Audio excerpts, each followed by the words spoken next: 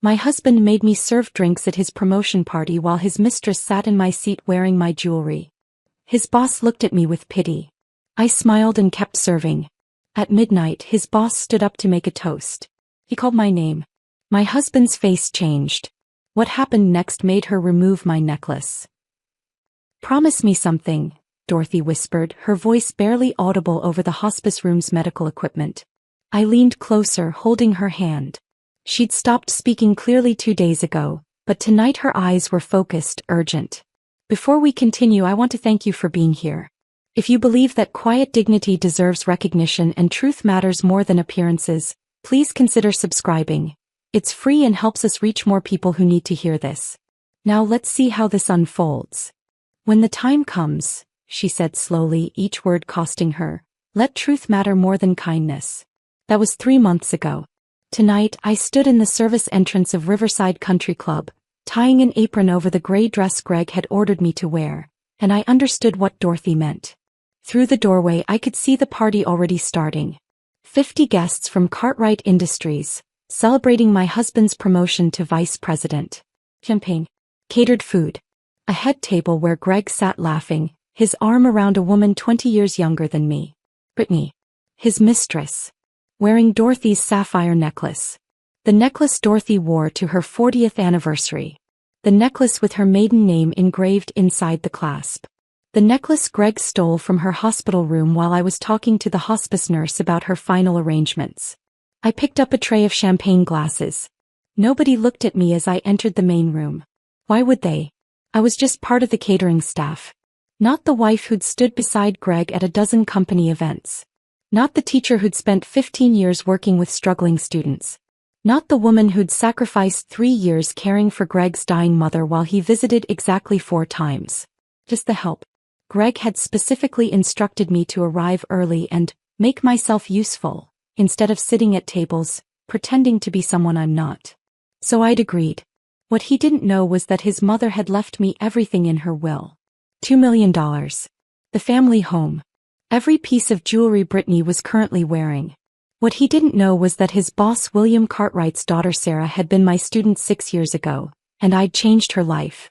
What he didn't know was that at midnight, William was going to stand up to make a toast that would destroy everything Greg had built on lies. I moved between tables, offering champagne, picking up empty plates, invisible. Dorothy's voice echoed in my memory. Let truth matter more than kindness. Midnight was 2 hours away. I could wait 2 more hours. I'd already waited 3 years. The morning had started the way every morning started for the past 8 months. My phone buzzing at 5:30 a.m. Not an alarm. Text messages from Greg. 17 of them this time, all sent between midnight and 3 in the morning while I slept in the guest bedroom down the hall. Gray dress. Not the blue one. Arrive by 5:30. I need help with setup. Bring the good napkins from the linen closet. Don't mention you're a teacher unless someone asks directly. Nobody cares about high school English. I'd sat up in the narrow twin bed that had become my entire world and read through each one. Instructions. Always instructions. How to dress, how to act, what to say, when to arrive, where to stand.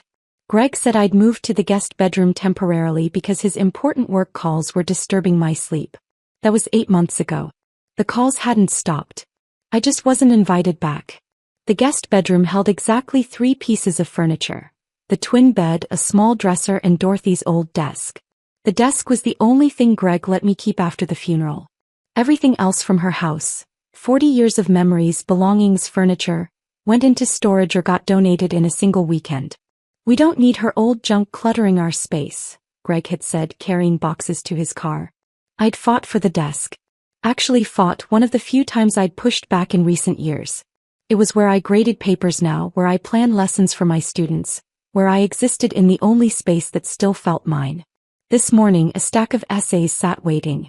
I turned on the small lamp and started reading, my red pen moving across pages while dawn crept through the window. 17 texts from my husband. Not one asked how I slept. By 7 a.m. I was driving 40 minutes out of town to meet Patricia Hendricks at Miller's Diner, a place Greg would never think to look for me. We'd been meeting here monthly since Dorothy's funeral. Patricia, with her silver hair and steady hands that had managed Dorothy's legal affairs for 30 years. me with my questions about what happened next. She was already in our usual booth when I arrived, a folder on the table between us. The portfolio gained another 100,000, Patricia said, sliding papers across the worn surface. You're at 1.3 million in investments now. I stared at the numbers. They still didn't feel real. The house appraisal came back at 465, she continued, flipping pages. The antique collection, we had it professionally assessed last week, 192. $2 million. Dorothy had left me $2 million and Greg had no idea. She knew what he was, Patricia said quietly. Dorothy watched him treat you like hired help for 3 years while you bathed her, fed her, read to her every night. You know how many times Greg visited his own mother during those final years? 4 times, I said. I'd counted. 4 times. And every visit he asked about money. Asked if she'd updated her will. Asked if everything was in order. Never asked how she felt. Never stayed longer than 20 minutes. I remembered those visits. Greg standing in Dorothy's doorway, uncomfortable, checking his watch. Dorothy would watch him with eyes that had grown sharp even as her body failed. After he left, she'd reach for my hand without speaking. He saw what he was long before I did. Greg received exactly what was in her original will from 1997, Patricia explained. 25,000 and his father's watch collection. Everything else goes to you. It's been yours legally since 3 days after her death. I thought about tonight. About Brittany sitting at the head table wearing Dorothy's jewelry. The sapphire necklace. The diamond earrings that came from Ireland in 1923. The pearl bracelet Dorothy wore to church every Sunday for 43 years. Greg had taken them from her hospital room during those final days. I'd seen him come out with his pockets weighted, his face expressionless. You documented the theft, Patricia reminded me, reading my thoughts. We have photographs of Dorothy's jewelry box before and after. We could press charges. Not yet, I said, the same answer I'd given for 3 months. Dorothy wanted me to choose my own timing. Patricia smiled slightly. She chose well. By 8:15 I was at Lincoln High, unlocking my classroom while the building still echoed with early morning quiet. I started the coffee maker. I kept one for students who showed up without breakfast, which was more of them than anyone wanted to acknowledge. The handmade card sat on my desk where Marcus had left it yesterday. Inside, his mother's note made my throat tight. Thank you for helping my son read his first complete novel at 16. The doctor said he'd never read above 5th grade level. You proved them wrong. I filed it with the others. 3 dozen similar notes stuffed in my desk drawer like evidence of a life that mattered. Mrs. Chin stopped by during my planning period, leaning against the doorframe with the expression that meant she was about to push. The literacy coordinator position, she said. Rachel, it's been open for 6 weeks. You're the only person qualified. 12,000 more a year. Greg thinks I'm taking on too much already, I said automatically. Mrs. Chen's disappointment showed in the set of her shoulders. She left without pushing further. At lunch, Jennifer mentioned seeing Greg at Riverside Country Club last week. With a young woman, she said carefully. Wearing really beautiful jewelry. I smiled and changed the subject.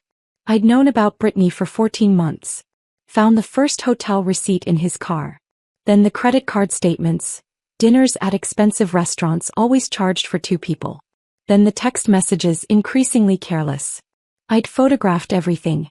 Built a file Patricia said would be devastating in divorce proceedings. By 4 p.m. I was standing in our bedroom, the one I no longer slept in, looking at the gray dress Greg had laid out with military precision. Next to it, a note, minimal makeup. You're there to support, not compete. Support. Not compete. I looked at myself in the mirror. 42 years old. Dark circles under my eyes from 3 years caring for Dorothy. Hair pulled back in the same ponytail I'd worn since Greg told me, women your age look desperate when they try too hard with their appearance. The woman in the mirror looked defeated. My students wouldn't recognize her.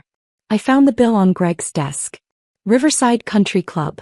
$8,500 for tonight's party. Charged to the credit card he forbid me to use. Funded by my teaching salary that deposited into our account that only he controlled. I thought about the house sitting in my name.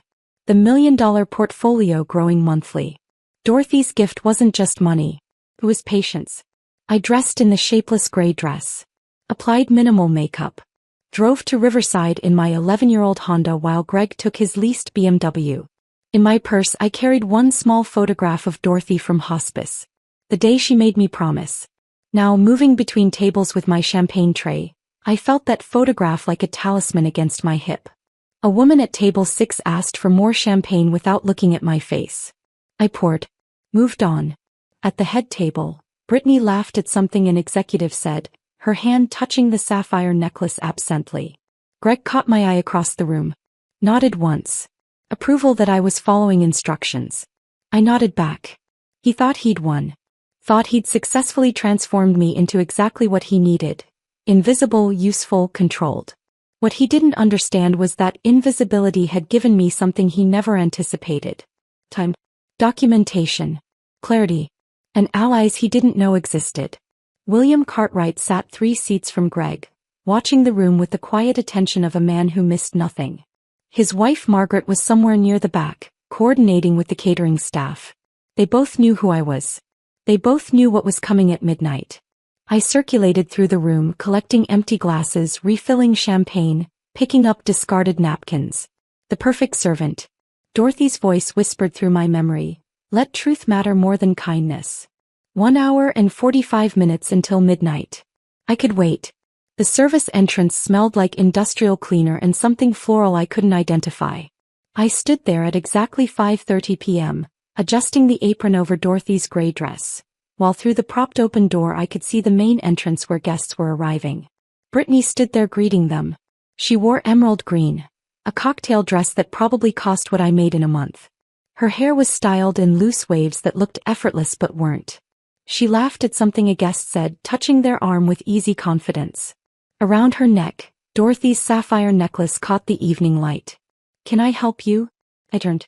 A woman in her 50s with kind eyes and a clipboard stood in the service hallway, looking at me with polite confusion. I'm Rachel Morrison, I said. Greg Morrison's wife. I'm here to help with service tonight.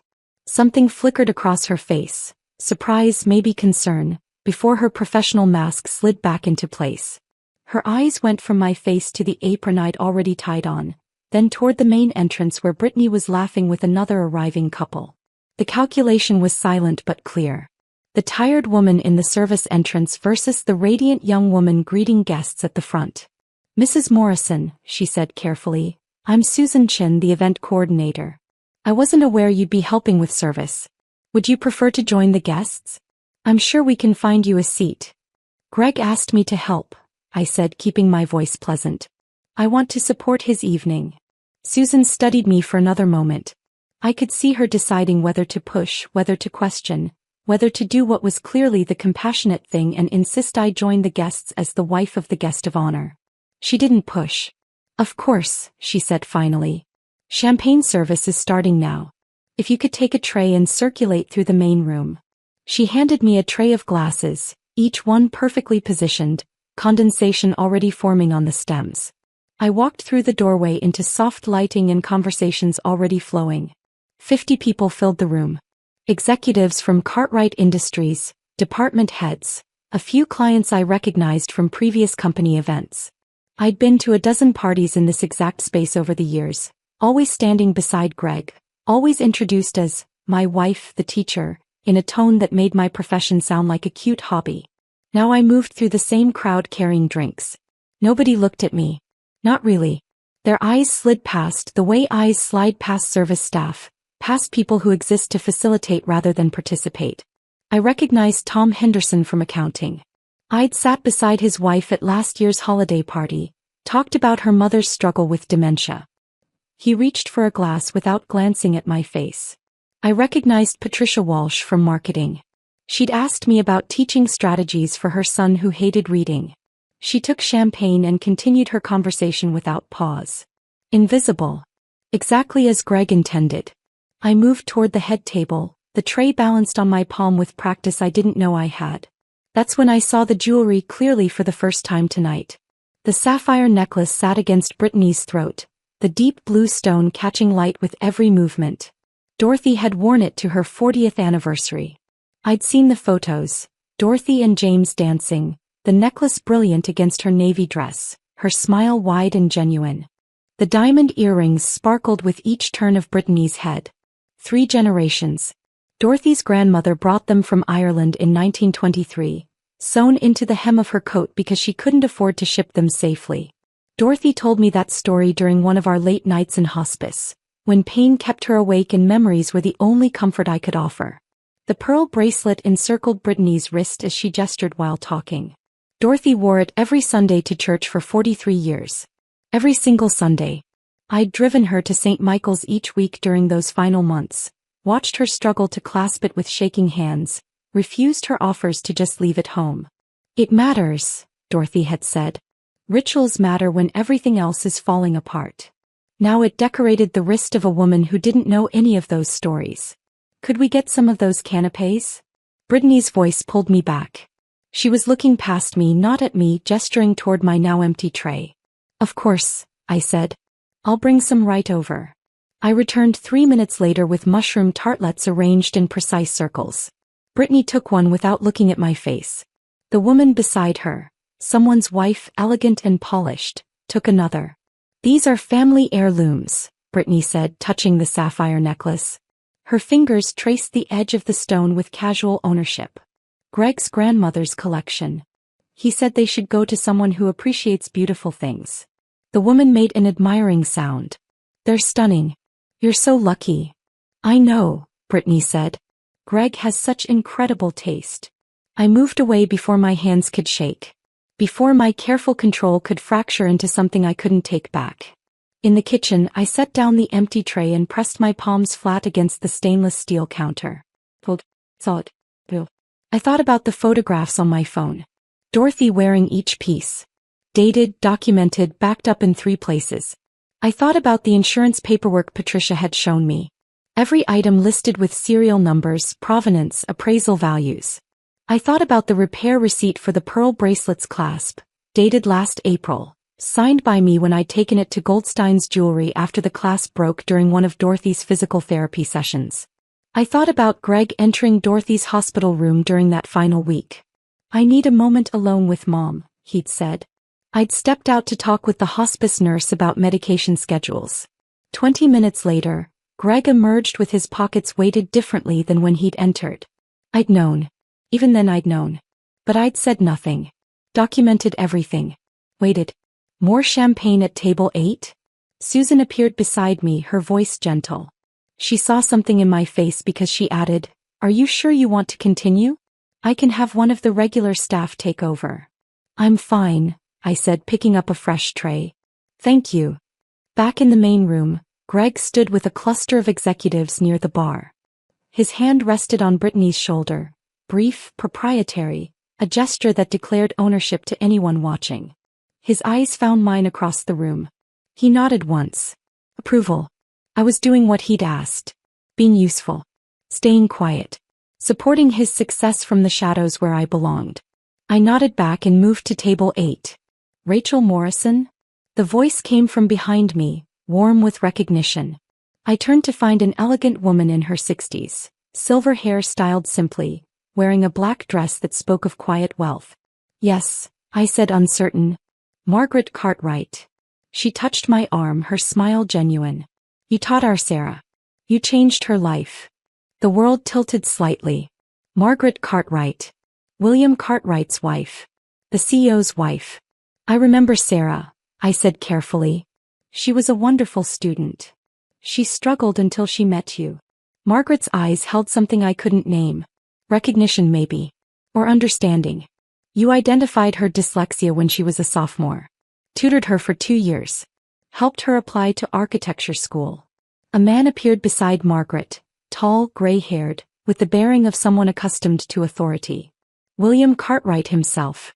You're the teacher who spent every Tuesday and Thursday after school with our daughter," he said. Not asking. Confirming. "For 2 years. Unpaid." "It was my job," I said quietly. "No." William's voice was firm. "Your job was teaching class. What you did for Sarah was something else entirely. We've been trying to find you for years. Sarah's an architect now. She credits you with her entire career." Margaret's eyes moved from my face to the apron, then across the room to where Greg stood with his arm around Brittany. I watched understanding dawn in her expression, the kind of understanding that passes between women who've learned to read situations other people miss. "Does Greg know you're serving tonight?" Margaret asked, her voice carefully neutral. "He asked me to help." I kept my smile in place. I wanted to support his success.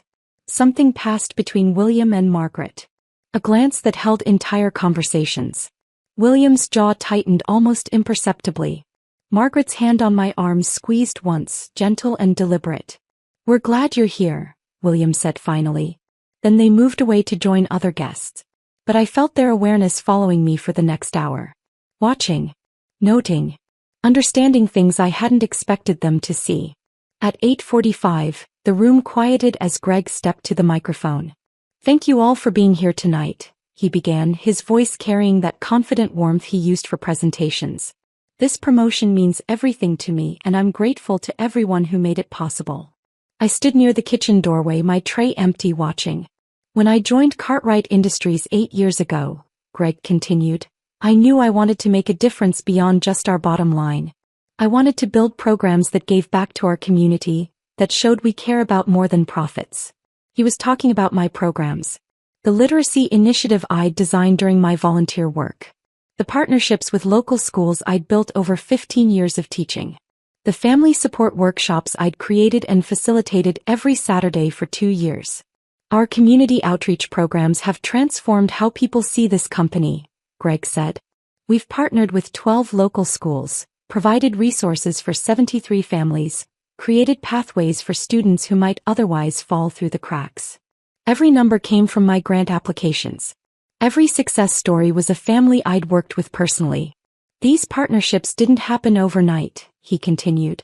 "They required vision, dedication, and genuine commitment to making a difference." Brittany sat at the head table, radiant. She touched the sapphire necklace, verifying its reality, basking in reflected glory. Several executives glanced toward me. Brief looks quickly hidden. I wondered if they knew. If they understood that the woman holding an empty tray had created everything their VP of Communications was claiming as his achievement. "I want to thank everyone who supported this journey," Greg concluded. "Your faith in me means everything." Applause filled the room. Warm. Genuine. Deserved by someone, just not by the man receiving it. I set down my tray and walked to the bathroom on legs that felt distant from my body. The mirror showed me exactly what I expected. The invisible woman. The erased wife. The teacher whose impact mattered so little that her own husband could steal credit for her work and receive applause for it. I gripped the edge of the sink and finally let myself feel it. The weight of complete erasure. The reality of standing in a room full of people while being fundamentally unseen. Dorothy's voice whispered through my memory, "Let truth matter more than kindness." I straightened. Smoothed my dress. Checked my reflection one more time. Then I walked back into that room with the dignity Dorothy had spent 3 years teaching me to carry. I returned to the main room with my shoulders straight and my expression carefully neutral. The party had shifted into a different gear. Louder voices, looser laughter, the third or fourth round of drinks lowering inhibitions and raising volume. I picked up a fresh water pitcher from the service station and moved between tables, refilling glasses that didn't really need refilling, staying busy, staying invisible. That's when I heard Brittany's voice cutting through the ambient noise. "I honestly don't understand why people waste years in jobs that barely pay rent." I was 2 tables away, my back to her, but her voice carried with champagne-fueled confidence. "Teaching, nursing, social work," she continued, and I could hear the dismissive wave in her tone even without seeing it. "It's almost selfish when you think about it. Choosing low-impact careers that don't contribute to real economic growth." I turned slowly, pitcher still in hand. She sat at the head table with 3 younger executives clustered around her, all of them leaning in like she was sharing profound wisdom instead of casual cruelty. Her fingers touched the diamond earrings. Dorothy's diamond earrings. Absently, unconsciously, the way you touch something you've worn so often you forget it's there. One of the men laughed. "My sister teaches elementary school. Makes $38,000 a year and complains constantly." "Exactly," Brittany said, warming to her subject. "Greg always says people who complain about teacher pay chose the wrong profession. If they wanted respect, they should have pursued careers that actually require strategic thinking." Strategic thinking. My hand trembled slightly as I approached their table. Just slightly. Just enough that when I poured water into the glass nearest Brittany, a single drop spilled onto the white tablecloth. Brittany glanced up. For one brief moment our eyes met. Something flickered across her face. Not recognition, she still didn't know who I was, but maybe uncertainty. Maybe a glimmer of awareness that her words had landed somewhere they shouldn't have. Then she looked away, returning to her conversation. I moved to the next table with my water pitcher in my trembling hands. I thought about the 37 thank you notes in my desk drawer at school. Parents whose children learned to read because I stayed late every Tuesday. Families who cried when their kids passed standardized tests everyone said they'd fail. I thought about Marcus's mother at last month's parent-teacher conference, tears streaming down her face when I showed her his essay on To Kill a Mockingbird. 3 pages of complex analysis from a boy who couldn't read a full sentence 2 years ago. You gave him his future, she'd whispered. Low-impact career. I thought about my master's degree in special education, completed online at 2 a.m. while Dorothy slept fitfully in the next room, while Greg slept soundly in our bedroom, while I survived on 4 hours of rest and determination. I thought about the certification programs I'd paid for myself. Learning disabilities specialist, reading intervention strategies, trauma-informed teaching practices, because Greg said professional development was wasting money on a dead-end career. Strategic thinking. I wondered if Brittany knew that the jewelry she wore with such casual entitlement had spent 40 years on the body of a woman who understood that impact can't be measured in salary. That Dorothy had valued service over status so deeply that she'd left everything to a teacher and almost nothing to her own son. Probably not. Rachel. I turned to find Margaret Cartwright standing in the hallway near the kitchen entrance, clearly waiting for me. Not asking. Waiting. I set down the water pitcher and followed her to a quiet corner near the coat check, away from the party noise and wandering guests. Margaret's face held an expression I'd seen before, on parents whose children I'd helped, whose families I'd impacted. Protective anger. The kind that rises up on behalf of someone who can't protect themselves. Patricia Hendricks is my closest friend, Margaret said without preamble. The words hit me like a physical thing. Patricia. Dorothy's attorney. The woman I'd been meeting monthly at a diner 40 minutes from town. She handles William's personal legal matters, Margaret continued, her voice low and steady. She mentioned a case that troubled her deeply. A woman who sacrificed years caring for her dying mother-in-law while the son neglected his own mother. A woman who inherited everything because the mother saw her son's true character before she died. My breath caught in my throat. Patricia didn't mention names, Margaret said, meeting my eyes. But I've known about Greg's affair for 6 weeks. I saw them at Caruso's downtown. Him with a young woman, very cozy, very public. I asked Patricia to look into Greg's background. The hallway felt smaller suddenly. William's company does routine background checks, Margaret explained. But somehow Greg's credentials were never thoroughly verified when he was hired 8 years ago. So I asked Patricia to dig deeper. He paused, letting that sink in.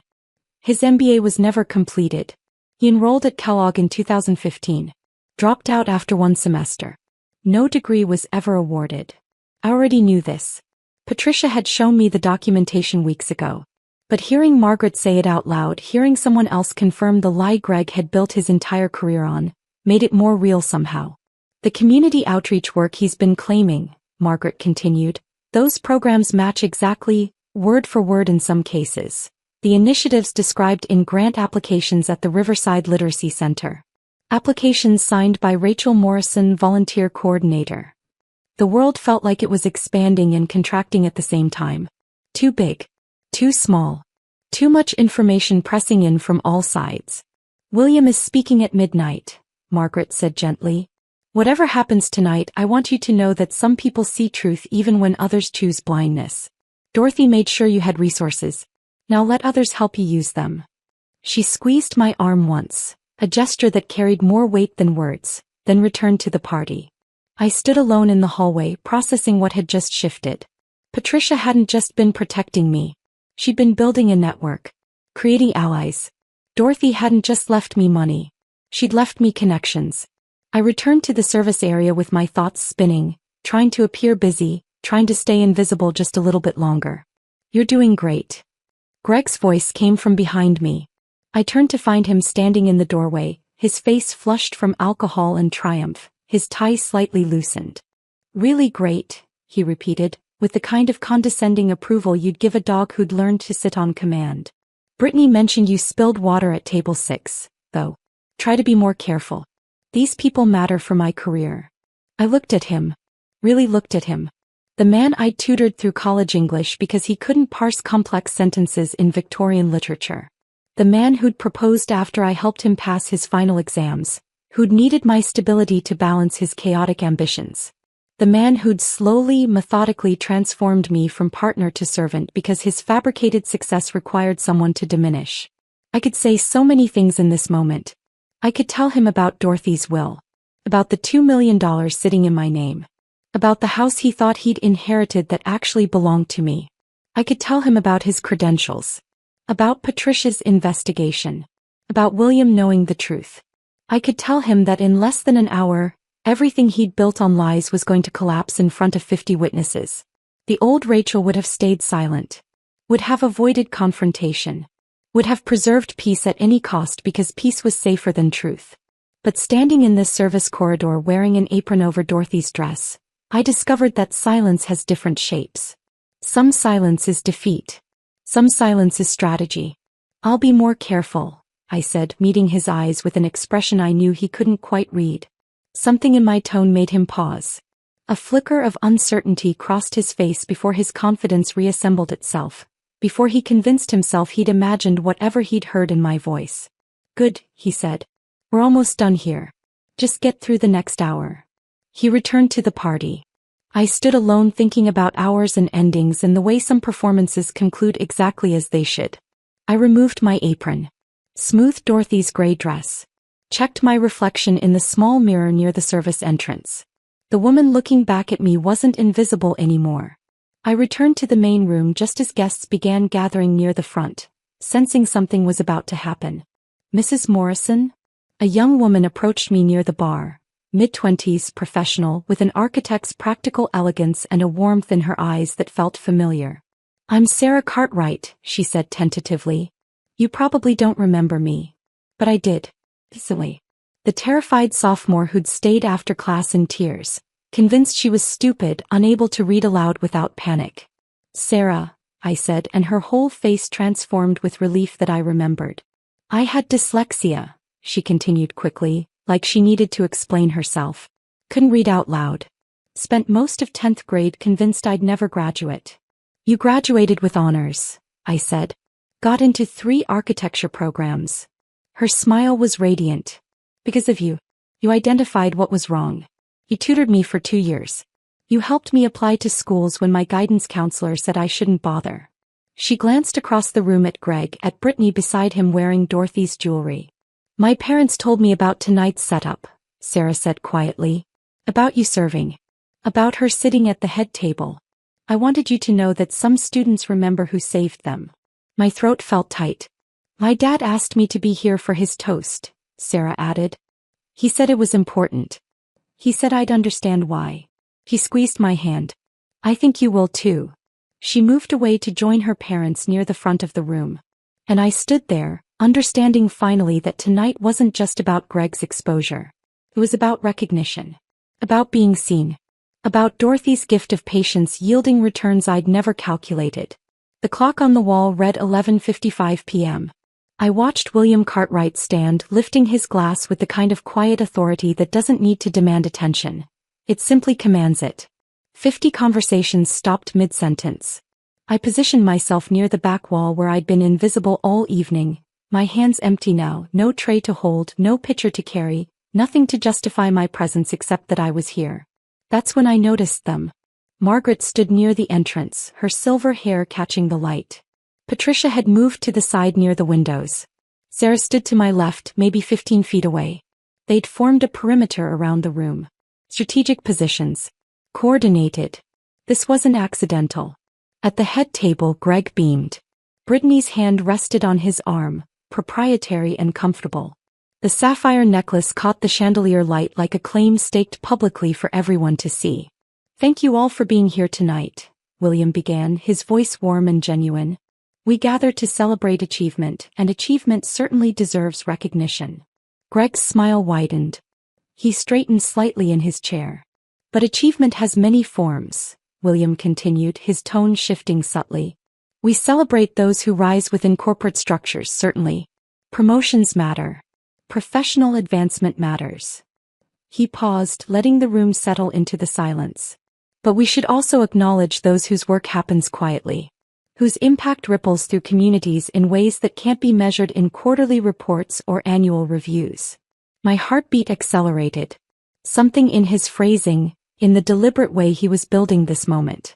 Before we toast Greg's professional advancement, William said, I want to share a personal story about education's transformative power. The room had gone completely still. 50 people leaning in slightly, curious where this was heading. Greg's expression showed pleased anticipation. He thought this prologue served his glory. That William was building toward praising him. Brittany adjusted the diamond earrings. Dorothy's diamond earrings, preening slightly. And I understood with sudden crystalline certainty that the next 10 minutes were going to dismantle everything Greg had built. My daughter Sarah, William said, gesturing toward where she stood, struggled through elementary and middle school. Sarah stepped forward slightly, her face showing emotion carefully controlled. Teacher said she wasn't trying hard enough, William continued, his voice thickening. That she was lazy. That she'd never succeed academically. By sophomore year she believed them. I remembered that girl. Terrified. Convinced she was broken. She was failing English, William said. Convinced she was stupid. Planning to drop out at 16. The room was so quiet I could hear my own breathing. Then she met a teacher who saw what others missed. My throat tightened. A teacher who spent her planning period researching dyslexia. Who stayed after school twice a week for 2 years. Unpaid, tutoring Sarah. Teaching her to advocate for herself. Helping her discover that her brain wasn't broken, just different. I remembered those afternoons. Sarah crying over words that wouldn't make sense. The breakthrough moment when she read an entire page without stopping. The college acceptance letter we opened together in my classroom. That teacher never asked for recognition, William said, his eyes scanning the room. Never sought credit. She did the work because she believed one student's life mattered. His gaze found mine across the distance. Today, Sarah is a licensed architect specializing in accessible design. She's helped create learning spaces for thousands of students with disabilities. Her entire career exists because one teacher cared enough to see beyond test scores. The room shifted. People turning slightly, following William's eyeline, trying to figure out who he was talking about. Rachel Morrison, William said clearly, would you please come forward? The floor felt unstable beneath my feet. I walked toward the front on legs that felt distant from my body, aware of 50 pairs of eyes tracking my movement. Aware of Greg's face draining of color as he understood that his wife, the invisible server, the dismissed teacher, the woman he'd ordered to help with service, was the subject of William's story. Brittany's hand moved unconsciously to the sapphire necklace, confusion replacing her earlier confidence. When I reached the front, William's hand settled on my shoulder. Warm. Steady. Grounding. Rachel taught my daughter, he said, addressing the room. She's taught hundreds of students during her 15 years at Lincoln High. She specializes in identifying learning disabilities that other teachers miss. I could feel the weight of attention. The shift in the room's energy. She volunteers every weekend at the Riverside Literacy Center, William continued, creating programs that have taught 73 adults to read in the past 3 years. His voice hardened slightly. Just slightly. But enough. Some of you in this room may recognize those programs. Greg had gone very still. They've been featured in Cartwright Industries' community outreach presentations. They've been cited in our corporate social responsibility reports. They've helped secure client contracts by demonstrating our commitment to education. The silence felt like pressure building. Those programs, William said clearly, were created by Rachel Morrison. Not by our marketing department. The partnerships with local schools, the tutoring initiatives, the literacy workshops. All Rachel's work. Documented in grant applications she submitted years before Cartwright Industries claimed partnership credit. The room's energy shifted instantly. Executives glancing at Greg. Confusion. Dawning understanding. Discomfort. Greg's face had gone from pale to gray. I asked Rachel here tonight, William said, his hand still on my shoulder, because her husband Greg is being recognized for community outreach achievements. It seemed appropriate that the woman who actually created those achievements should be present. Brittany had removed her hand from Greg's arm.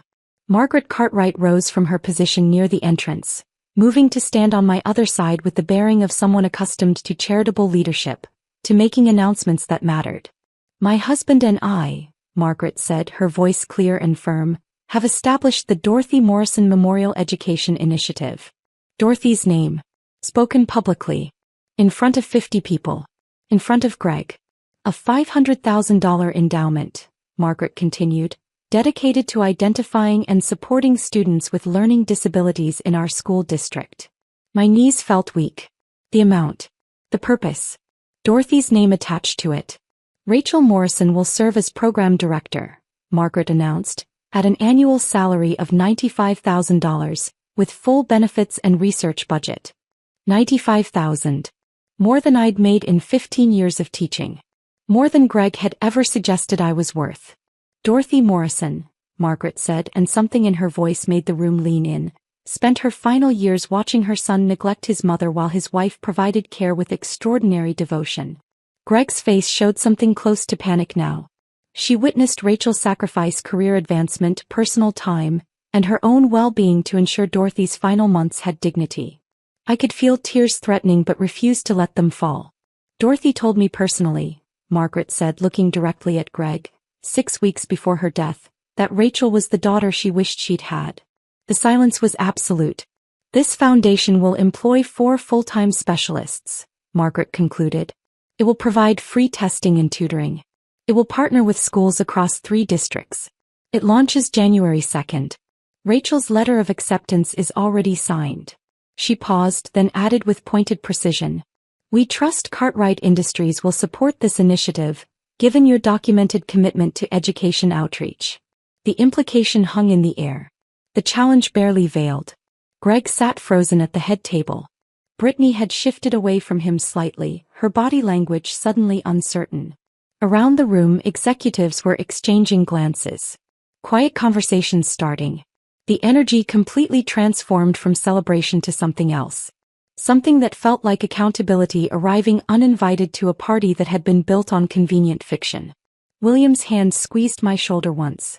Dorothy Morrison left a remarkable legacy, he said to the room. Not just in resources but in recognizing where real value lies. In people who serve quietly. Who sacrifice without seeking credit. Who understand that impact can't be measured in quarterly reports. His eyes found Greg's across the distance. Some legacies are built on truth, William said. And some are built on borrowed glory. The distinction was clear.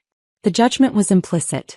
And standing there between William and Margaret, with Sarah watching from the side and Patricia near the windows, I understood that Dorothy hadn't just left me money. She'd left me allies. She'd left me protection. She'd left me a way forward that I couldn't have built alone. Before Greg could respond, before he could formulate whatever defense or deflection was forming behind his panic-stricken eyes, another woman stood. Patricia Hendricks. She rose from a table near the back with the deliberate composure of someone who'd spent 3 decades practicing estate law, whose silver hair and steady bearing carried authority that didn't need to announce itself. I'm Patricia Hendricks, she said, her voice cutting through the charged silence. Dorothy Morrison's attorney for 31 years. I handled her estate after her death 3 months ago. I watched Greg's face cycle through emotions like pages turning too fast. Confusion. Why was his mother's lawyer here? Calculation. What did this mean for him? Then creeping horror as understanding began to dawn. Dorothy Morrison changed her will 6 months before her death, Patricia said, each word precisely measured. After her Parkinson's diagnosis made clear she had limited time remaining. Greg's hands gripped the edge of the table. She was mentally sound, Patricia continued. I had 3 physicians document her capacity. Her instructions were explicit. Patricia removed a folder from her bag, the same folder I'd seen across diner tables for 3 months. The gesture was somehow both theatrical and matter-of-fact, the movement of someone who'd done this 1,000 times but understood the weight of this particular moment. Greg Morrison inherited $25,000 and his father's watch collection, Patricia said clearly. Items specified in Dorothy's original will from 1997. The remainder of the estate, including the family home valued at $465,000, the investment portfolio currently worth $1.3 million, and all personal property, was left entirely to Rachel Morrison. The room erupted. Not loud, exactly, but the sudden rush of whispered conversations created a wall of sound that felt deafening. Greg stood abruptly, his chair scraping against the floor, nearly tipping backward. "That's impossible," he said, his voice too loud, his control fracturing visibly. "My mother left everything to me. I've been managing the estate since she died. I've been handling everything." "You've been managing what you believed was your inheritance," Patricia said, her expression unchanged, professional. "The estate was never in your name, Greg. Rachel hasn't claimed anything yet because I advised her to wait until certain matters resolved themselves." The implications settled over the room like a physical weight. Greg had been living in a house that wasn't his, managing money that didn't belong to him, giving away jewelry he had no right to touch. Patricia's gaze shifted to Brittany, who had instinctively covered the sapphire necklace with her hand, her face draining of color. "Those pieces you're wearing," Patricia said, her tone still professional but carrying an edge now. "The sapphire necklace, the diamond earrings, the pearl bracelet, they belonged to Dorothy Morrison. They're listed specifically in her will as part of the estate bequeathed to Rachel Morrison." Brittany's hand trembled against the necklace. "We have detailed descriptions," Patricia continued. "Serial numbers engraved inside the settings. Insurance documentation. Photographs from Dorothy's personal collection showing her wearing each piece over 40 years. She looked at Greg. "Those items were removed from Dorothy's room during her final hospitalization. Rachel documented their theft but chose not to pursue charges immediately, believing family matters should be resolved privately." "Greg said they were gifts," Brittany stammered, her hands fumbling with the necklace clasp. "He said they were family heirlooms. He said I didn't know." Her voice had gone high and panicked. The clasp wouldn't release. Her fingers shook too badly to manage the small mechanism. Margaret moved smoothly from where she'd been standing, crossing to Brittany with practiced ease, helping with the clasp without drama, without judgment, just efficient competence. The necklace came free. Then the earrings. Then the bracelet. Margaret collected each piece carefully, handling them like the precious items they were. "These will be returned to Rachel," Margaret said quietly but clearly enough for the room to hear. "If there are other items, we trust they'll be returned immediately to avoid criminal complications." Brittany nodded frantically, pulling rings off her fingers that I hadn't even noticed before. A gold band. A small jade piece. Each one landing in Margaret's hand like evidence being catalogued. "The pearl bracelet," Patricia said, her tone remaining steady and professional, "has a repair receipt dated April 15th of this year. Signed by Rachel Morrison when the clasp broke. The diamond earrings have provenance documentation tracing them to 1923 Ireland. The sapphire necklace's interior engraving reads, 'To Dorothy Brennan, 40 years of love, James Morrison, 1982. Dorothy's maiden name and her anniversary year.'" He paused, letting that sink in. "These aren't generic heirlooms. They're documented property with clear ownership records." William Cartwright reclaimed the floor, his earlier warmth completely replaced by corporate authority. The CO addressing a personnel matter, not a friend making a toast. "When Margaret alerted me to concerns about Greg's background 6 weeks ago," William said, removing his own folder from inside his jacket, "I ordered a comprehensive credential verification. Something I regret wasn't done more thoroughly during initial hiring 8 years ago." Greg's face had gone from gray to almost green. Greg Morrison's resume claims an MBA from Kellogg School of Management, completed in 2015, William said, reading from the folder. "Our verification found enrollment records for 1 semester in 2015. Withdrawal documented in December of that year. No degree was awarded." "I can explain," Greg started. "The community outreach initiatives you've claimed authorship of," William continued, speaking over him, "match word for word in some cases with grant applications submitted by Rachel Morrison to the Riverside Literacy Center between 2019 and 2023. He flipped a page. "Statistical outcomes in your presentations," 73 adults taught to read, 42 families served, partnerships with 12 local schools. These numbers appear in Rachel's volunteer coordinator reports. With her signature, her contact information, her detailed documentation of results. William looked up from the folder, meeting Greg's eyes directly. You built your career on stolen credentials and your wife's volunteer work, he said, his voice hard. Every presentation you gave, every promotion you received, every client you impressed, all of it based on lies and plagiarism. The room's energy had shifted completely. What had been celebration an hour ago now felt hostile. Several executives were standing, moving away from Greg's table as if proximity carried contagion. Greg Morrison's employment with Cartwright Industries is terminated effective immediately, William said, his voice taking on the formal tone of corporate decisions already made. Human Resources will contact you Monday regarding final compensation and exit procedures. Security will escort you from the premises momentarily. 2 security officers appeared at the room's entrance. Their presence clearly prearranged. They'd been waiting. Greg's face cycled through disbelief, then rage, then something closer to animal panic. You can't do this, he said, his voice breaking. I've given 8 years to this company. 8 years of my life. You've given 8 years of fraud, William interrupted sharply. You falsified credentials on your employment application, which constitutes grounds for immediate termination. You claimed credit for work you didn't create, which violates our professional ethics standards. You used company resources to promote fabricated achievements. He paused, then added with cold finality. Cartwright Industries will not file criminal charges regarding credential fraud if you leave quietly. That's more mercy than you've shown anyone tonight. I watched my husband's public destruction with an emotion I couldn't name. Not satisfaction exactly. Not triumph. Something quieter. Something like closure. Like watching a debt balance finally reach zero after years of accumulating interest. Greg turned to me, his face showing betrayal. As if I'd orchestrated this. As if my silence about Dorothy's will had been conspiracy rather than patience, rather than survival. You knew, he said, accusatory, his voice loud enough to carry. You knew about the inheritance and you let me think. I spoke for the first time since William had begun his toast. I knew what Dorothy chose to give me, I said quietly, but my voice carried in the silence. I knew what you chose to steal. And I knew that truth would matter more than my timing. The security officers moved forward. Greg looked around the room, at executives who wouldn't meet his eyes, at Brittany who'd shifted her chair away from him, at 50 people who'd been celebrating his success an hour ago and now watched his exposure with something between horror and fascination. This isn't over, he said, but his voice had lost its conviction.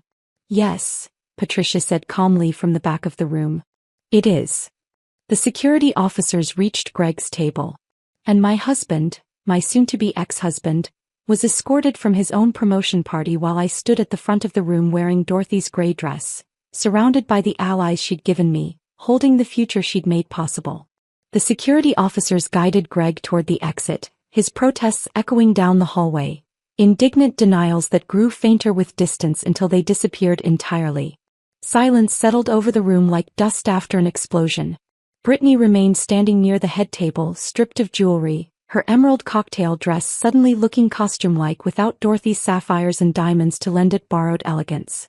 Her makeup had started to run, mascara streaking down her cheeks. She approached me with hesitant steps, tears streaming openly now. All of her earlier confidence evaporated. I didn't know, she said, her voice breaking. Please, you have to believe me.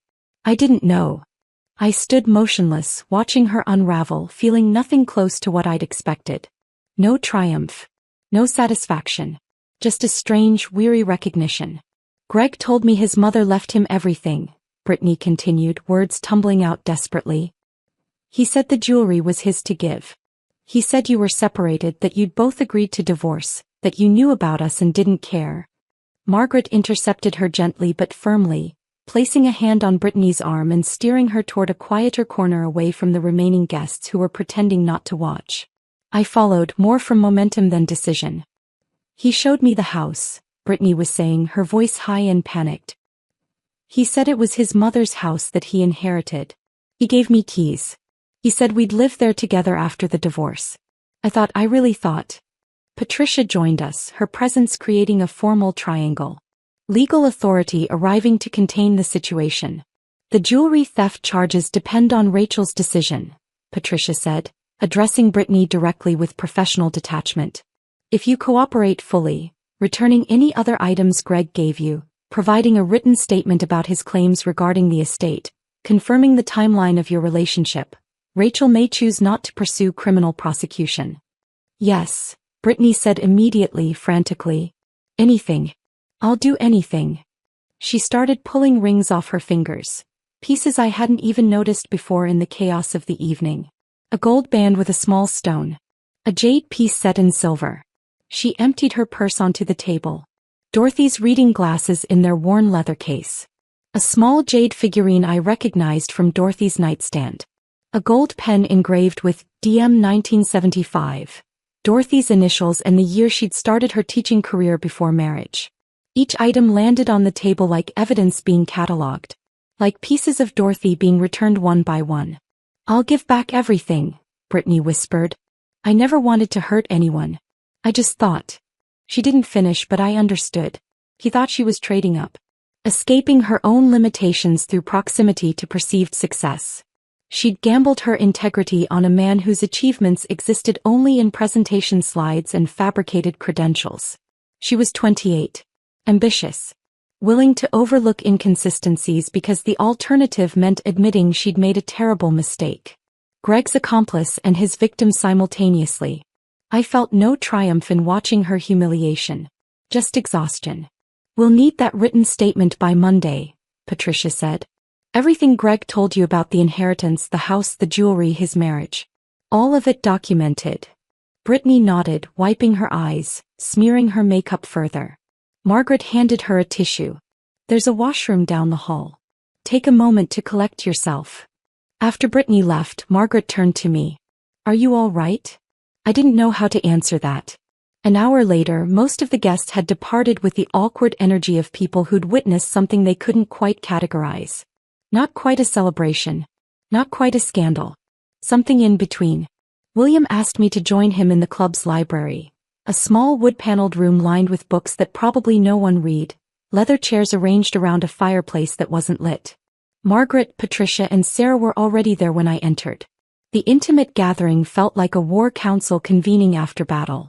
I want to apologize, William began. I started to protest. Why was he apologizing? But he held up his hand. I employed Greg for 8 years without verifying his credentials properly, he said. I created an environment where he could steal credit for your work because I didn't ask enough questions about where our community outreach programs actually originated. If I'd been more thorough 8 years ago, tonight wouldn't have been necessary. He looked at me with something like regret. Dorothy contacted Margaret 2 months before she died, he continued. She was worried about you. About how Greg would react to being disinherited. About whether you'd be safe when the truth emerged. Margaret picked up the thread. She asked us to watch for opportunities to help you. To create distance between you and Greg before the inheritance became public knowledge. I absorbed this slowly. Tonight hadn't been spontaneous. Dorothy's protection had extended beyond financial security into strategic allies, coordinated intervention, carefully timed revelations. The foundation is real, Margaret said. We've been planning it for 6 months. But we specifically wanted Greg's promotion party as the venue for the announcement. We wanted him to reach what he'd consider his professional peak, William added quietly, before he understood what he'd actually lost. Not just the inheritance, but his wife's respect, his colleagues' trust, his mother's love. The manipulation's scope was staggering. The careful coordination required to engineer tonight's revelations. The strategic timing. The allies positioned around the room. The security officers waiting for their cue. All of it orchestrated. All of it decided. Without asking me what I wanted. I appreciate everything you've done, I said carefully, trying to find words that were honest without being ungrateful. Dorothy's gift. The inheritance, the foundation, the protection. It's more than I ever expected. But, Margaret prompted gently. But I'm not sure I wanted it this way, I admitted. I wanted Greg to face consequences. I wanted recognition for my work. I wanted justice. I paused, trying to articulate something I was only beginning to understand myself. But I didn't want it orchestrated. I didn't want to be someone's proof of concept. Someone's perfect victim who gets rescued by powerful allies who've been planning interventions without asking if that's what I needed. The silence that followed wasn't uncomfortable exactly. Just honest. "You're right," Patricia said finally. "We should have involved you more in the planning. We should have asked what you wanted rather than assuming we knew what was best." "Dorothy meant well," Margaret added. "We all meant well. But good intentions don't excuse taking control of someone's life, even with their best interests at heart." I felt tears threatening and blinked them back. "The foundation is yours to accept or decline," William said. "The position is real, the funding is real, but if you don't want it, if you want to chart your own path without our involvement, we'll respect that." "I want it," I said immediately, because that much I knew for certain. The work matters. The students matter. That part isn't about Greg or revenge or justice. That's about doing something that actually makes a difference. Sarah, who'd been quiet until now, spoke up. "But you need time to figure out what else you want. Beyond the work. Beyond what Dorothy planned or what my parents orchestrated." I nodded, grateful she understood. At 2 a.m., I found myself alone in the country club's powder room while the others handled final logistics. Paperwork for the foundation, arrangements for Monday's follow-up meetings, coordination with building security about Greg being banned from the premises. I looked at myself in the ornate mirror above the marble sink. The woman staring back was vindicated. Financially secured. Professionally elevated. Everything Dorothy had wanted for me. Everything Greg had tried to prevent. But I felt hollowed out. Like tonight's victory had extracted something essential I hadn't agreed to sacrifice.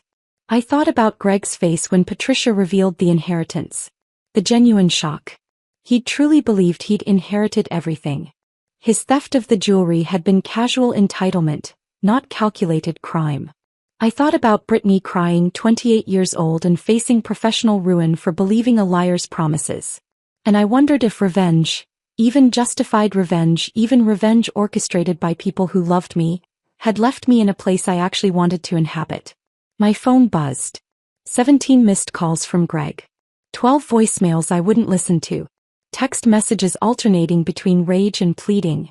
"You manipulated my mother. This isn't over. Please call me, we can fix this. You'll regret this. I'm sorry, just please talk to me." I blocked his number with mechanical precision, watching his contact disappear from my screen. Then I sat on the closed toilet lid and finally allowed myself to cry. Not from relief or triumph, but from the exhausting weight of being Dorothy's champion. William's proof of concept. Patricia's perfectly patient client. I'd wanted justice. I'd wanted recognition. I'd wanted Greg to understand what he'd destroyed. I'd gotten all of it. And now, at 2 a.m. in an empty bathroom, I had to figure out what version of myself survived success. The door opened softly. Sarah's voice. "Rachel?" I looked up, knowing my makeup was smudged, knowing Dorothy's gray dress was wrinkled beyond repair from tonight's performance. Sarah sat beside me on the antique settee without speaking at first. Just present. The way I'd once been present for a terrified 10th grader who thought she was stupid. Finally she spoke. "When I got my architecture license," she said, "I had this moment where I realized I was exactly who you told me I could be. But I didn't know who that person was yet. Like I'd been working so hard to become successful that I forgot to figure out what success would actually feel like." She looked at me with understanding that went deeper than sympathy. "Tonight everyone saw what Greg did to you. What he stole. What he lied about. And they saw you get everything back. Inheritance, recognition, career opportunity." She paused. "But I watched your face during William's toast.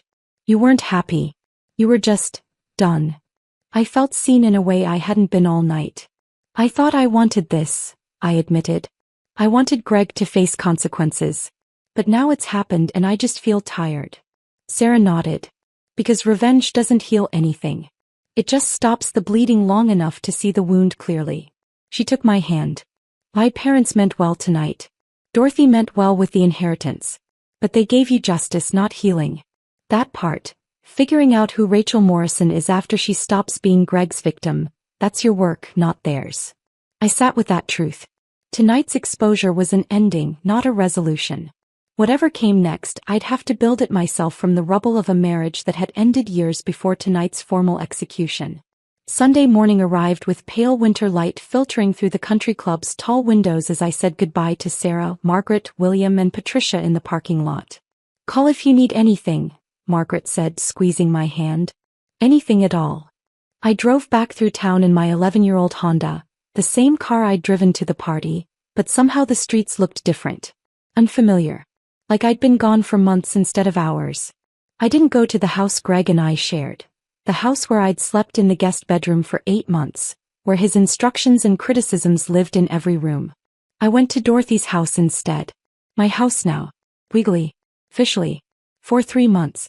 But standing in the driveway at 9 a.m. on a Sunday, looking at the modest 3-bedroom Craftsman with its peeling paint and overgrown garden, I felt like I was trespassing.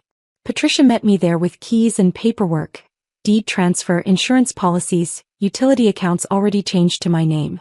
She handed everything over with quiet ceremony, like passing me something sacred. "It's yours," she said simply. "Dorothy wanted you to have a home." The front door stuck slightly when I unlocked it. Everything inside was exactly as I'd left it 3 months ago, the day after Dorothy's funeral when Greg had insisted on going through his mother's things without me present. The house still smelled like her. Lavender sachets tucked into drawers. The ghost of lemon cookies she'd baked every Sunday before Parkinson's stole her hand coordination. Old books. Gentle decline. Memory made physical. I stood in the living room and couldn't move. My possessions sat in the Honda's trunk and back seat. 12 years of marriage reduced to 3 suitcases, 2 boxes of books, and a plastic bin containing cards from students and photos Greg wouldn't allow displayed. That was everything I'd taken from our house early this morning while Greg was presumably still at his brother's apartment, before he knew about last night, before the inevitable confrontation. I started unpacking slowly. My clothes went into Dorothy's dresser, hanging in her closet beside dresses she'd worn to church, sweaters she'd loved, a life carefully preserved. My toiletries lined up in her bathroom. My books stacked on her shelves. I felt like a guest inhabiting someone else's life. Like I was playing house in a museum. The master bedroom still contained her bed, her nightstand with reading glasses and a devotional book, her closet full of clothes I couldn't imagine discarding. Too much Dorothy. Too much presence. I slept in the guest room instead. White walls, generic furniture, nothing personal.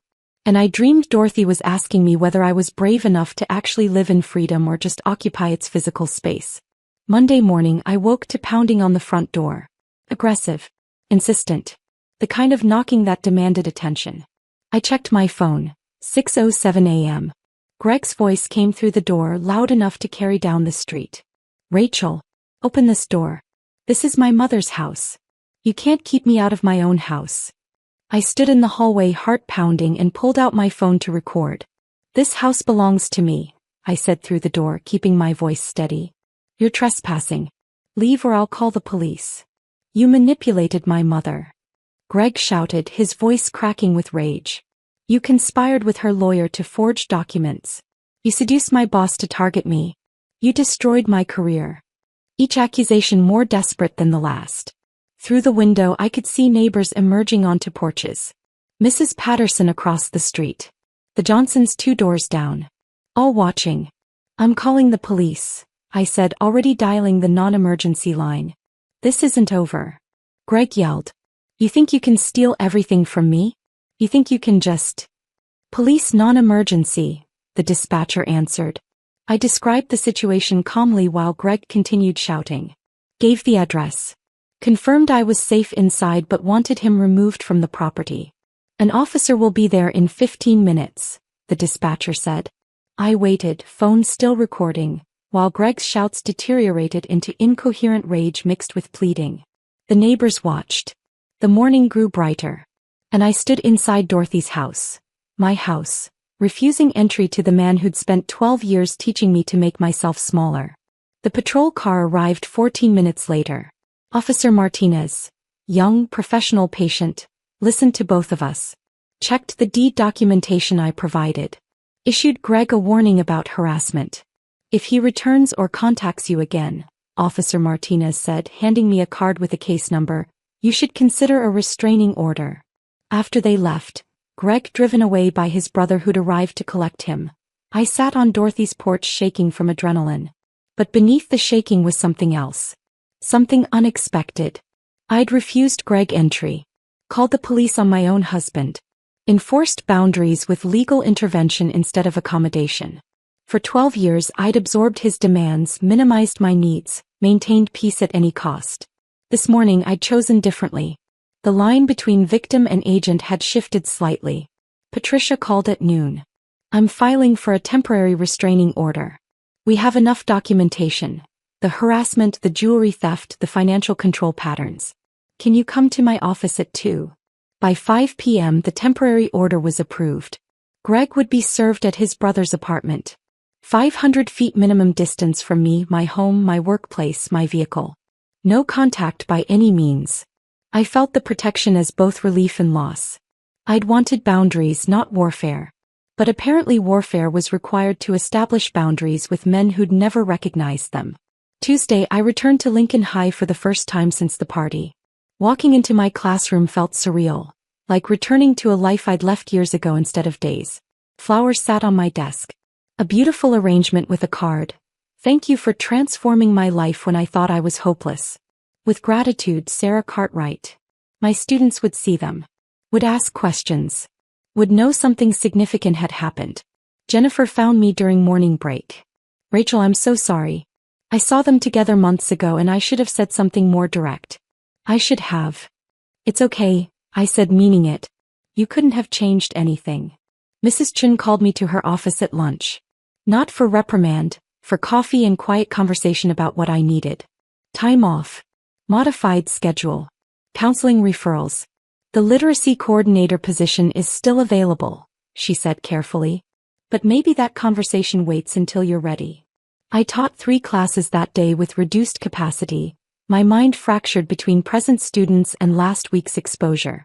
But I found unexpected grounding in the routine. Lesson plans. Guiding struggling readers through complex texts. Work that mattered regardless of personal chaos. My AP English students gave me a card signed by all 23 of them. Best teacher ever. We're proud of you. They didn't know details. Just rumors about dramatic party events. But their loyalty touched something raw. After school, Marcus stayed behind. The dyslexic junior whose thank you note from his mother had sat on my desk last Friday morning. A lifetime ago. Ms. Morrison, he said shyly, my mom wanted me to tell you that whatever you're going through, you're the bravest person we know. I cried. In front of a student. For the first time in 15 years. And Marcus awkwardly patted my shoulder, understanding that sometimes adults need the same grace he'd received when he couldn't read aloud without panic. Thursday evening, I drove to William and Margaret's home for my first planning meeting for the Dorothy Morrison Memorial Education Initiative. Their house was elegant but comfortable, built-in bookshelves overflowing with actual books people actually read, family photos showing Sarah's progression from struggling teenager to confident architect, furniture chosen for comfort rather than display. Also present, 2 special education consultants, the Riverside Literacy Center director, and a grant writer named Amanda who'd helped Margaret establish the foundation's legal structure. For 2 hours we discussed vision. Free comprehensive testing for students K-12 showing signs of learning disabilities. Small group tutoring 5 afternoons weekly. Parent education workshops. Teacher training on recognition and accommodation strategies. The budget allowed for 4 full-time staff initially. My director position focused on program development and community partnership. It was everything I'd dreamed about during late nights grading papers. During conversations with frustrated parents whose children fell through system cracks. During volunteer hours that Greg dismissed as hobby rather than calling. But sitting in Margaret's living room discussing my $95,000 salary, more than I'd earned in 15 years of teaching, I felt imposter syndrome settle like weight on my chest. I'm a teacher, I said quietly during a pause in the conversation. I don't have nonprofit management experience. Foundation leadership background. Are you certain I'm qualified? Margaret's response was immediate and firm. You're qualified because you've done this work for free for 15 years with no support. Now you'll do it with resources, staff, and institutional backing. That's not a different job. That's the same job done properly. William added, Sarah struggled until you intervened. How many other Sarahs are sitting in classrooms right now, convinced they're stupid, headed toward dropping out? This foundation exists because you proved one teacher can change trajectory. Now you'll train others to replicate that impact. I absorbed this, understanding finally what accepting Dorothy's gift actually meant. Not just receiving money or recognition or career advancement, but accepting responsibility for multiplying it. For honoring Dorothy's faith by becoming the leader she'd apparently seen beneath the diminished wife Greg had created. The meeting ended at 9. I drove home to Dorothy's house, my house, through dark streets. And for the first time since the party, I felt something close to certainty about what came next. I pulled into my driveway that Thursday night feeling something I hadn't felt in years. Anticipation instead of dread about what waited inside. The house was mine now. Not legally, I'd known that for months. But emotionally, officially mine. I'd started making changes. Small ones at first. Moving furniture. Hanging artwork my students had given me over the years. Pieces Greg had said were too childish for our home. Painting the guest bedroom a soft blue that reminded me of the ocean. And I'd finally moved into the master bedroom. Dorothy's bed. Dorothy's nightstand. Dorothy's closet where I'd carefully packed her clothes and donated them to the church thrift shop she'd loved, keeping only a few pieces that still carried her scent. Felt like permission. Like she was saying it was okay to actually live here instead of just occupying space. January 2nd, the Dorothy Morrison Memorial Education Initiative opened its doors. The renovated storefront sat 2 blocks from Lincoln High, close enough that I could see my old classroom windows from our front entrance. 2 large tutoring rooms with natural light and comfortable furniture. A testing office with assessment materials and one-way observation glass. A small library stocked with audiobooks and assistive technology. A parent resource center with coffee and information and the kind of welcome that said, "You're not alone in this." I hired carefully over December. 2 special education specialists with master's degrees who understood that credentials meant nothing without compassion. A bilingual family liaison named Maria who'd grown up with undiagnosed dyslexia and knew firsthand what we were trying to prevent. A program coordinator named James who handled logistics while I focused on the educational design that had lived in my head for 15 years. Our first month we served 18 students. By March we were at capacity with 47 students and a waiting list that grew daily. I developed assessment protocols based on what I'd learned over 15 years of teaching. The subtle signs other teachers missed, the patterns that indicated specific disabilities, the questions that revealed struggles kids had learned to hide. I visited 5 schools weekly, conducting workshops for teachers who wanted to learn but hadn't had training. Building relationships with counselors who needed somewhere to send families when they recognized problems beyond their capacity to address. The local newspaper ran a feature in February, New Foundation Honors Teacher's Legacy. They mentioned Dorothy's gift, William's founding donation, my expertise. They didn't mention Greg. He'd become absence. A footnote erased from the narrative. Exactly as he'd tried to erase me. Parents started showing up with children who reminded me of younger Sarah. Bright kids convinced they were failing. Terrified teenagers who'd learned to hide their struggles so well even their parents didn't know. Families desperate for help they couldn't afford.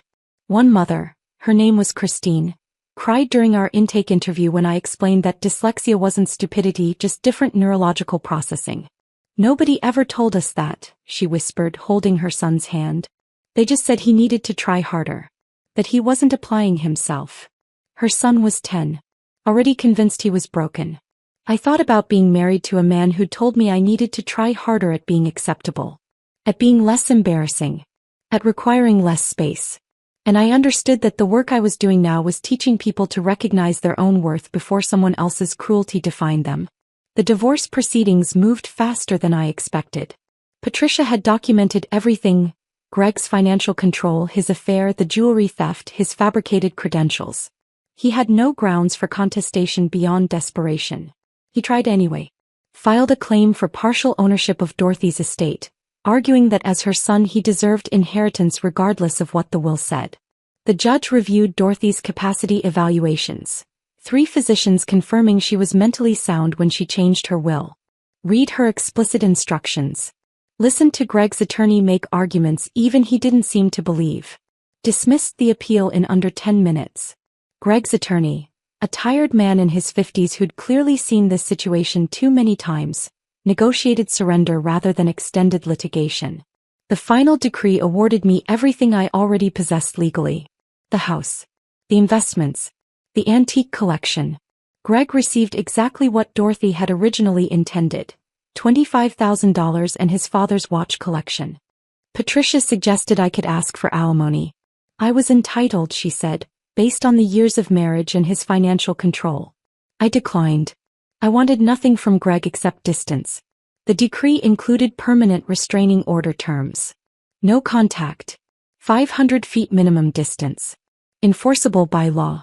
On a Tuesday in May, I sat in family court while the judge declared my marriage dissolved. I felt neither triumph nor regret. Just completion. Like finishing a book I should have stopped reading years ago but had carried to the end out of habit rather than interest. Outside the courthouse, Patricia congratulated me formally. Then she added something unexpected. Dorothy would be proud of who you've become, she said. Not because of the foundation or the divorce, but because you chose to live like she mattered. Like her gift meant something beyond money. I thought about Dorothy's final months. Parkinson's stealing her speech but leaving her eyes alert. Watching me read aloud every evening. Holding my hand during difficult moments. She saw me before I saw myself, I said. Patricia nodded. That's what love does. It witnesses potential before circumstances allow it expression. I learned about Greg's current circumstances through indirect channels. Jennifer mentioning gossip she'd heard. Patricia sharing legally relevant updates when his attorney contacted her about final paperwork. He worked as assistant manager at a sporting goods store 40 minutes away. Made $42,000 annually. Lived in a one-bedroom apartment with furniture from IKEA and minimal belongings. Brittany had left town in February. Took a marketing position in Colorado.